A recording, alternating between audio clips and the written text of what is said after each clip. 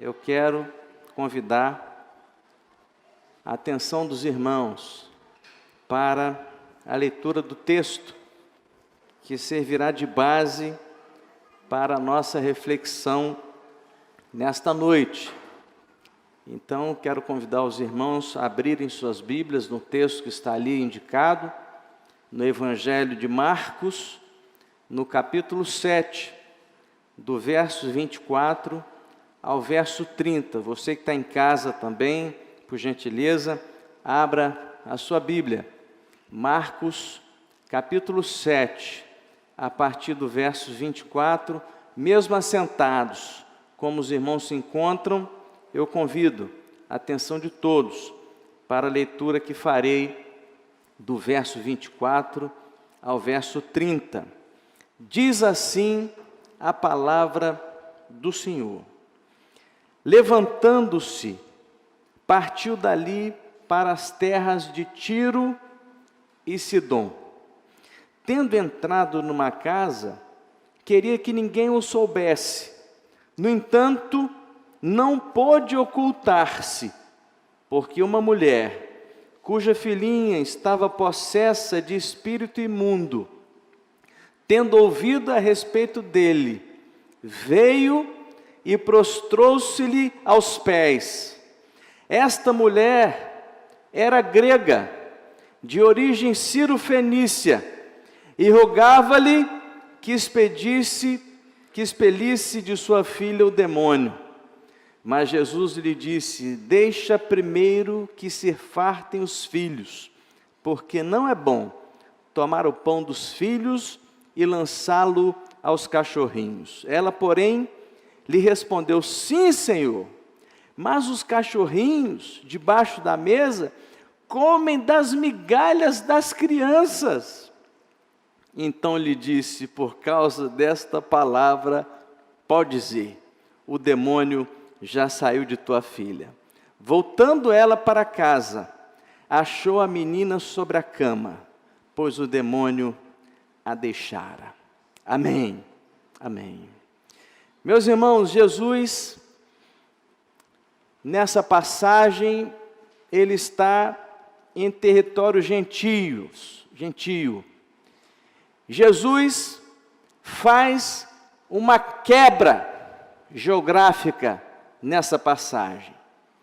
Ele se encontra na cidade de Tiro.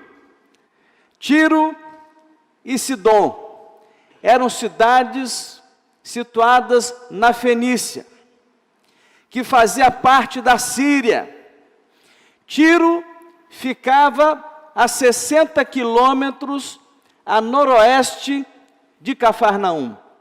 Sidom ficava a uns 42 quilômetros de Tiro, cerca de 100 quilômetros de Cafarnaum. Tiro era uma cidade conhecida pelos seus portos naturais, numa pedra. Tiro era conhecida pelo seu porto e conhecida também por sua fortaleza. Alexandre o Grande havia conquistado Tiro e lá havia construído uma fortaleza que fazia daquela região, daquela cidade, ser famosa pelo seu porto e também por sua fortaleza famosa. Tiro era uma cidade mal afamada para o povo judeu. De lá daquela região tinha vindo uma mulher que no imaginário do povo judeu era uma megera. E de fato, a rainha Jezabel, que havia sacrificado os sacerdotes do Deus Altíssimo, provinha dessa cidade, dessa região. Os judeus consideravam os moradores, os habitantes de Tiro, daquela cidade chamada Tiro, como cães impuros. Desse jeito, era considerado o morador daquela cidade, daquela região. Mas o Salmo 87, depois você pode conferir na sua Bíblia, o Salmo 87, no seu verso 4, já previa que a bênção de Deus iria visitar a cidade de Tiro no futuro. A bênção messiânica, havia uma profecia messiânica que falava de Tiro, falava daquela cidade. Interessante, irmãos, que se nós conferirmos passagens bíblicas anteriores, especialmente Mateus capítulo 4, verso 24 e 25, e também o Evangelho de Lucas capítulo 6, no verso 18, nós vamos perceber, e a Escritura registra com todas as letras isso, que os moradores de Tiro, de Sidom, que pessoas moradoras daquela região já tinham estado com Jesus na Galileia. Literalmente, Lucas 6, verso 18, diz que as pessoas do litoral de Tiro e Sidom já tinham estado com Jesus. Agora é o próprio Senhor Jesus que se dirige a eles e vai até aquele território gentio. Jesus quebra a geografia e vai a limites externos a Israel. Mas há uma segunda quebra, aqui no texto lido, que é a quebra não apenas da geografia, mas a quebra de conceitos. Jesus vai a um território impuro. E Jesus, se nós observarmos o contexto anterior dessa passagem que nós lemos, Jesus não apenas pisa um território impuro, mas Jesus, no contexto anterior, considera puro todos os alimentos. Se você olhar o contexto antecedente do capítulo 7 do Evangelho de Marcos, Jesus está dizendo às pessoas que, olha, o que contamina o homem não é aquilo que o homem coloca na sua boca, não é aquilo que de fora para dentro entra no homem, mas o que contamina o homem é aquilo que sai de dentro para fora. É aquilo que ele coloca na sua boca, na sua palavra, porque a boca fala do que o coração está cheio, e é do coração do homem que procede toda a impureza, todo o mal, todo homicídio, toda lascívia, é do coração do homem que procede todo o mal, e Jesus fala que os alimentos não são impuros. Nesse momento ele considera os alimentos puros, e agora Jesus vai lidar com as pessoas que para os judeus eram impuras, e Jesus agora considera que não há ser humano impuro de quem ele não possa se aproximar, se relacionar. E Jesus quebra esse conceito, Jesus quebra esse preconceito, e ele estabelece aqui uma verdade, que a base da aceitação diante de Deus não tem a ver com o nosso antecedente familiar. A base para o relacionamento com Deus tem a ver com o nosso relacionamento com a pessoa do Senhor Jesus Cristo. Mas há, nesse texto, uma mãe aflita. Uma mãe aflita. Quando eu tenho algumas lutas com as crianças em casa e compartilho com a minha mãe, da sua sabedoria paraibana, de onde ela é nascida, na Paraíba, ela costuma dizer: meu filho, quando os seus problemas forem novos, os meus problemas já terão sido velhos problemas. Mas aqui o texto nos traz uma mãe aflita. As mães aflitas, irmãos, estão por todos os lados. As mães aflitas estão aqui nessa noite. Aquela mãe, ela se aproxima do Senhor Jesus Cristo. Interessante, irmãos, nessa passagem que nós cremos em Deus, nós cremos no Deus que é todo poderoso, amém? Mas esse texto diz que Jesus não pôde alguma coisa. Mas como assim? Se Ele é todo poderoso, Ele pode todas as coisas. Mas o texto diz que não, Ele não pôde alguma coisa. Confere aí para mim o verso 24. Levantando-se, partiu dali para as terras de Tiro e Sidom. Tendo entrado numa casa, queria que ninguém soubesse. No entanto, não pôde ocultar-se. Jesus aceita uma limitação, impõe uma limitação à sua soberania. E Ele não pôde se ocultar daquela mulher aflita, daquela mãe aflita. Essa mãe chegou abatida e saiu vitoriosa. Deus atende ao pedido de uma mãe feito com fé. Deus atende a um pedido de um pai feito com fé. Deus atende ao seu pedido nessa noite feito com fé. Ele é o Deus que não pôde ocultar-se. É o Deus que não pode negar-se a si mesmo.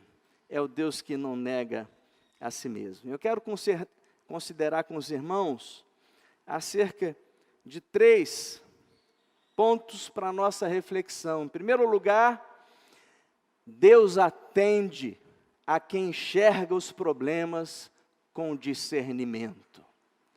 Deus atende a quem enxerga os problemas com discernimento.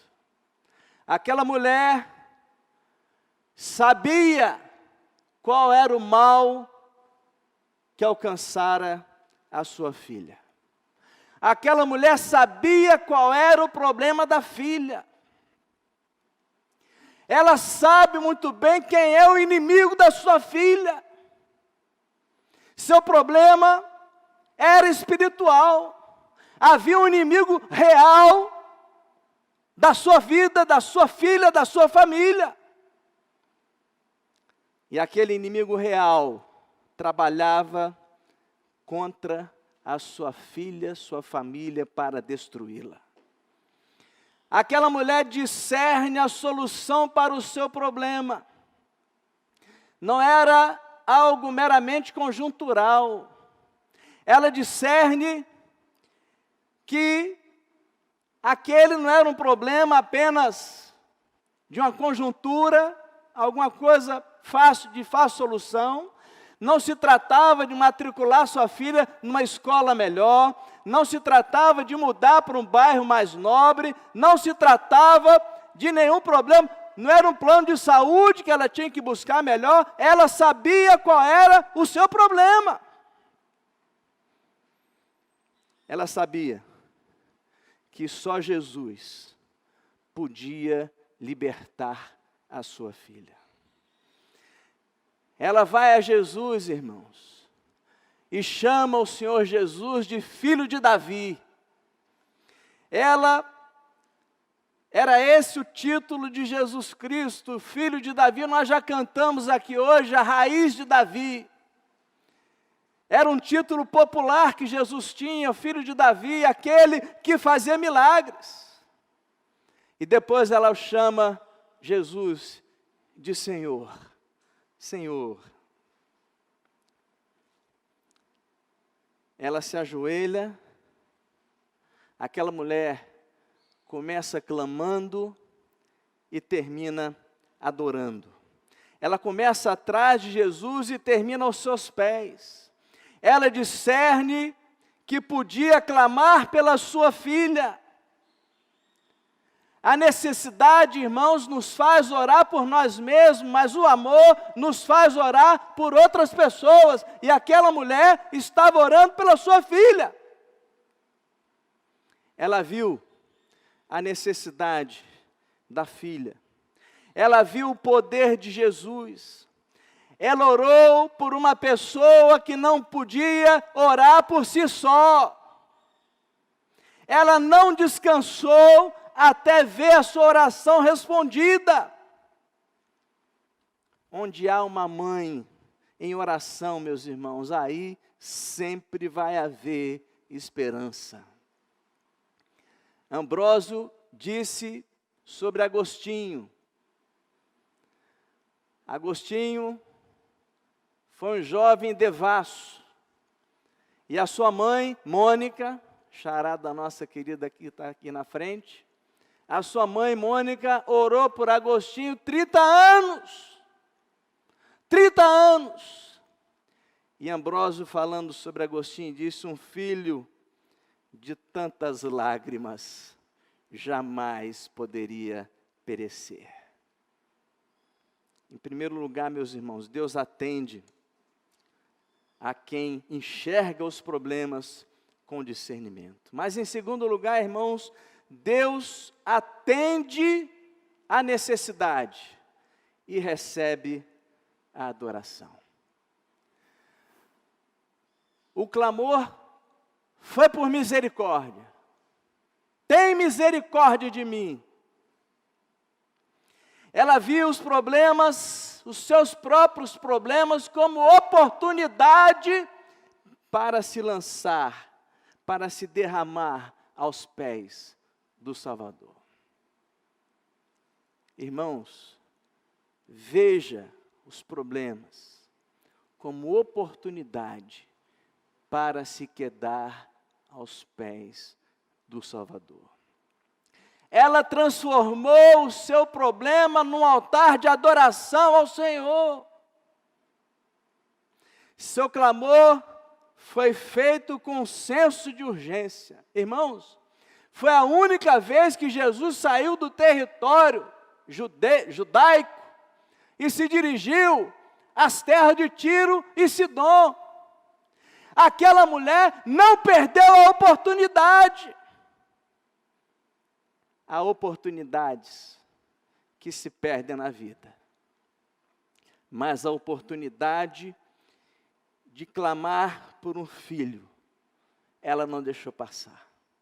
As oportunidades passam, mas para aquela mulher, a oportunidade não passou. Ela agarrou e ela clamou com senso de urgência a quem podia responder o seu clamor. Aquela mulher não perdeu a oportunidade. Quero dizer a você, meu irmão, minha irmã, que hoje é tempo de clamar por nossos filhos, por seus filhos, por suas filhas, por suas famílias, por nossas famílias. É tempo das mães clamarem pelos seus filhos. Precisamos de senso de urgência nesse clamor. Pastor Hernandes, comentando acerca dessa passagem, ele faz uma ilustração. Ele imagina nossos filhos num apartamento, numa casa em chamas, pegando fogo. Qual não seria o nosso senso de urgência em socorrer o nosso filho? E ele diz: teria você a mesma urgência em ver seus filhos salvos? Ele nos convida a ter esse senso de urgência.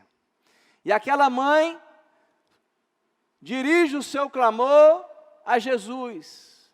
E o seu clamor, meus irmãos, é cheio de empatia. Vejam, porque ela dirige ao Senhor a seguinte oração: o problema é da sua filha, a dor é da sua filha, mas ela dirige ao Senhor: Senhor, tem misericórdia de mim.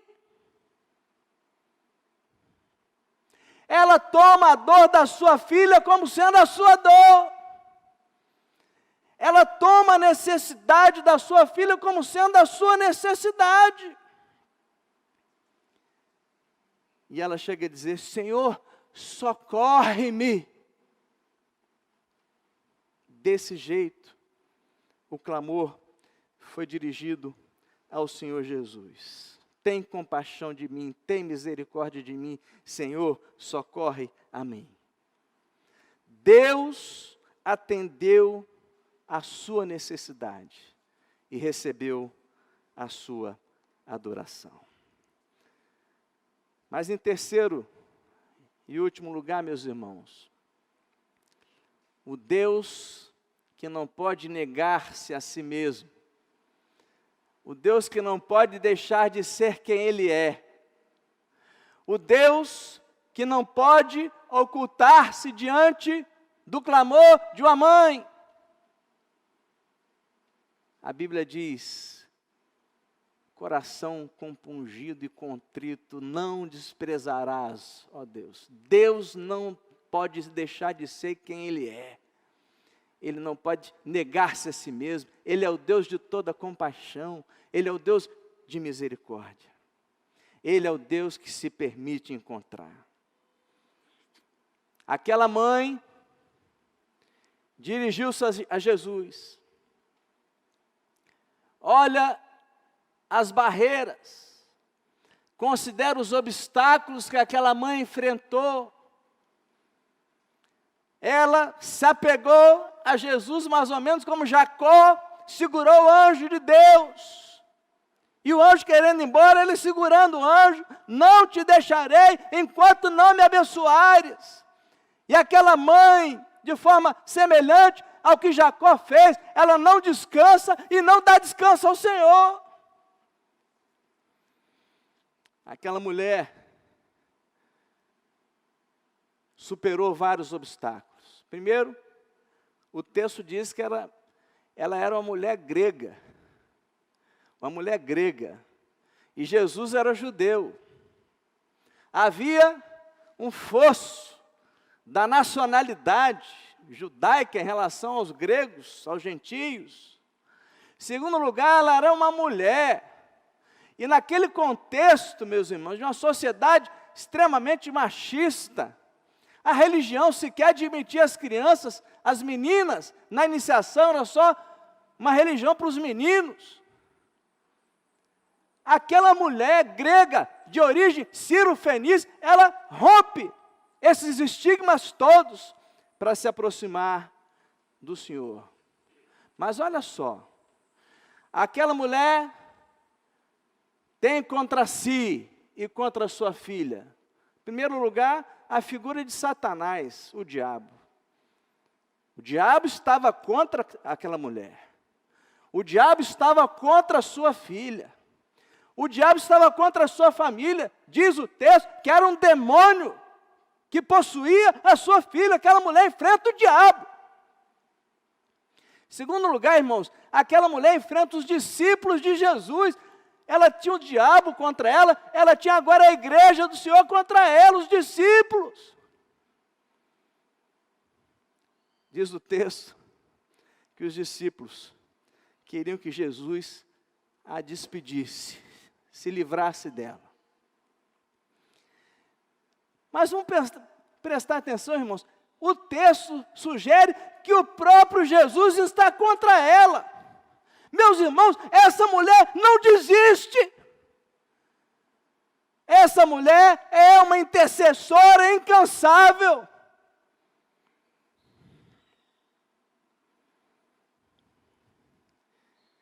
Nós podemos parar aqui e perguntar: que tipo de intercessor tem sido eu? Que tipo de intercessor tem sido você? Desiste na primeira dificuldade? Aquela mulher perseverou.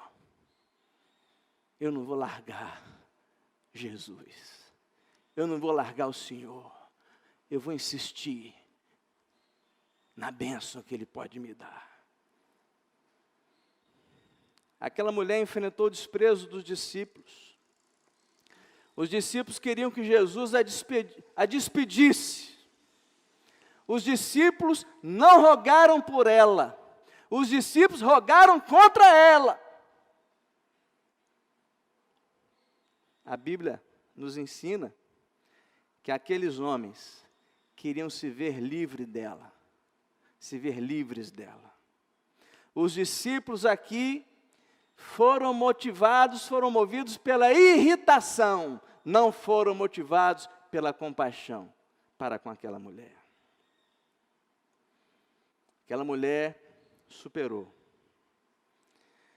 Se nós olharmos um texto paralelo a esse, do Evangelho de Mateus, Mateus capítulo 15, verso 23, aquela mulher enfrentou também o silêncio de Jesus. Presta atenção, lá em Mateus capítulo 15, no verso 23, olha o que está dito aí, olha o que está escrito aí. Vamos ler junto? Quem achou? Ele, porém, não lhe respondeu palavra. Até aí. Ele, porém, não lhe respondeu palavra. Aquela mulher enfrentou o silêncio de Deus. Essa mulher enfrentou o silêncio de Jesus. Ele não lhe respondeu palavra. Meus irmãos, como é difícil continuar crendo quando não há resposta do céu para nós. É muito mais fácil crer em tempo de milagres, em profusão, os milagres acontecendo, é muito fácil crer, mas quando há o silêncio de Deus, é mais difícil continuar crendo, intercedendo, orando, perseverando. Aquela mulher perseverou. Jó sofreu ataques de toda ordem. Perdeu seus 10 filhos num único acidente. Perdeu todos os seus bens. Perdeu sua saúde. Perdeu seus amigos. Perdeu seu casamento. Jó perdeu essas coisas todas e começou a perguntar: meu Deus, por que acontece isso comigo? Aquilo que eu temo me acontece, o que receio me sobrevém. Por que, meu Deus? Por que eu nasci, meu Deus? Por que houveram seios que me amamentassem? Por que houve berço que eu tivesse sido acolhido? Por que o Senhor não me mata de uma vez? Por que eu estou sofrendo tudo isso? E ele recebeu o silêncio de Deus. Nenhuma palavra. Irmãos, aquela mulher enfrentou o silêncio. Jesus não lhe dirigiu palavra. Mas aquela mulher continuou crendo. Continuou crendo. Não desistiu. Pelejou, perseverou. E quando a resposta veio, meus irmãos, teria sido a resposta desanimadora. Jesus, olha a resposta do Senhor, meus irmãos. Olha, do ponto de vista humano, um desastre. Uma resposta absolutamente desanimadora. Jesus falou: olha, não é bom tomar o pão dos filhos e lançar aos cachorrinhos. Num texto paralelo ele diz: olha, primeiro vamos alimentar os filhos. E ela, a partir dessa palavra, ela, ao invés de desanimar, aí que a sua fé acendeu. A resposta de Jesus: não fui enviado senão à casa de Israel. Jesus está falando à humanidade inteira aqui. Ele veio para o que era seu, mas os seus não o receberam. Mas a todos quantos o receberam, deu-lhes o poder de serem feitos filhos de Deus, a saber, os que creem no seu nome. Mas ele veio primeiro para a casa de Israel. A oportunidade foi dada primeiro à casa de Israel. E Jesus está aqui, inaugurando um diálogo com toda a humanidade. Não fui enviado senão à casa de Israel. Essa mulher, ao invés de ficar desanimada, ela adora e ora: Senhor, socorre-me. Essa mulher demonstra humildade, irmãos, reverência, submissão e ansiedade. E a pedagogia de Jesus está dizendo: olha, a salvação está disponível primeiro aos judeus, mas também a todas as raças e nacionalidades. Ele diz: não é bom tomar o pão dos filhos e lançá-lo aos cachorrinhos. Ele diz: primeiro é preciso alimentar os filhos. E ela já entende que Jesus já está abrindo a porta devagarinho, ela vai entrar. Ele está abrindo lentamente a porta. Deixai primeiro que se fartem os filhos. A despensa de Deus, irmãos, está repleta de tudo que Deus criou. A despensa de Deus está repleta. A graça de Deus não cabe dentro dos limites de uma nação, a nação de Israel. A graça de Deus está à disposição de todos nós. E aquela mãe não fica revoltada, não dá as costas e sai praguejando contra o Senhor, não. Não.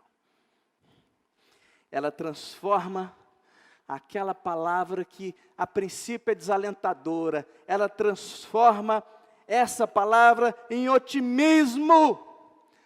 E ela transforma uma derrota iminente numa consagradora vitória. Porque ela sabe que das migalhas de Deus há poder para libertar sua filha, salvar sua filha, sua família, a sua própria vida, das migalhas de Deus. As migalhas de Deus são suficientes, meu irmão, minhas irmãs, para a nossa salvação, para a nossa alegria, porque Deus tem mesa farta para os seus filhos.